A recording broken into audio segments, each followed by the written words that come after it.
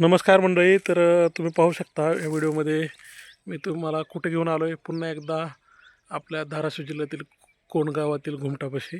तर ही वास्तू बघा किती सुंदर आहे, ऐतिहासिक वास्तू आहे. तर हे वास्तूकडे पुन्हा येण्याचं कारण काय, की बराच कमेंट आला की इथे साफसफाई करणं गरजेचं. तर तुम्हाला साईडला दाखवतो, भरपूर असं झाडं झुडपं आलेले आहेत. तर चारी बाजूकडून सगळं ह्या ऐतिहासिक वास्तूला घेरलेलं आहे सगळं अडचणीने. हे पहा. तर हे अडचण कुठेतरी दूर व्हावी यासाठी गावातील तरुणांनी वगैरे पुढाकार घ्यावा असं मला वाटतं. आणि तुम्हाला गेल्या व्हिडिओमध्ये हे दुसरं जे घुमट आहे, जे की बुरुज म्हणतो आपण त्याला, ते घुमट आपण दाखवलं नव्हतं, तर ते तुम्हाला जवळून दाखवतो. तर पहा, हे अशा प्रकारचं बुरुज आहे, घुमट आहे. तर हे जवळपास आता ढासळायच्या परिस्थितीमध्ये आहे, पाहू शकता. आणखी तुम्हाला या साईडनं दाखवतो.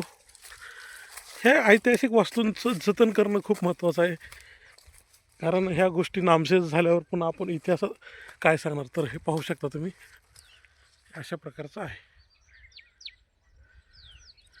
ऐतिहासिक वास्तू.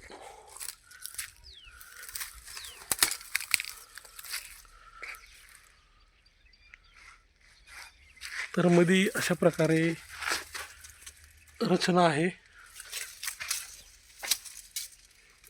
दिसते. तर याच्याभोवती बरंच असं झाडं झुडपं झालेले आहेत. ही गावातील तरुणांनी, पुढाऱ्यांनी वगैरे ही दूर केली पाहिजे अडचण, आणि ह्याला जतन केलं पाहिजे. हे बघा किती मस्त दिसतंय लुक. आणि हे तिसरं बुरुज किंवा तिसरं घुमट म्हणू शकतो. हे बॅक साईडनं असं दिसतं बघा, ह्या अशा प्रकारे दिसतंय. तर याच्याभोवती जरा साफसफाई करून जर ठेवली तर नक्कीच याचंसुद्धा चांगल्या प्रकारे जतन आपण करू शकतो. तर बघा, हे अशा प्रकारच्या वास्तू आहेत, एक नंबर. हे आपल्याजवळ असलं का आपल्याला किंमत नसते, असं जे म्हणतो ते खरंच आहे. त्यामुळे याचं कुठंतरी स्वच्छता करणं गरजेचं आहे आणि हे जतन करून ठेवणं गरजेचं आहे. कोणी पाहायला आलं, गावाच्या आसपास कोण आलं तर नक्कीच त्यांनी पाहायला येऊ शकतं. अशा प्रकारच्या चांगल्या वास्तू आहेत. धन्यवाद. तर नमस्कार मंडळी. तर पाहू शकता, ही पाठीमागं कोंड गावातील ऐतिहासिक वास्तू आहे. आणि हा व्हिडिओ बनवण्याचं एवढंच कारण आहे की मी गेल्या आठवड्यामध्ये एक व्हिडिओ टाकला होता ऐतिहासिक वास्तू संदर्भात. तर त्या व्हिडिओच्या खाली मला कमेंट आल्या की किती छान वास्तू आहे, किती सुंदर वास्तू आहे. पण ह्या सुंदर वास्तूभोवती बरेच असं म्हणजे झाडं झुडपं आहेत, म्हणजे कचरा आहे.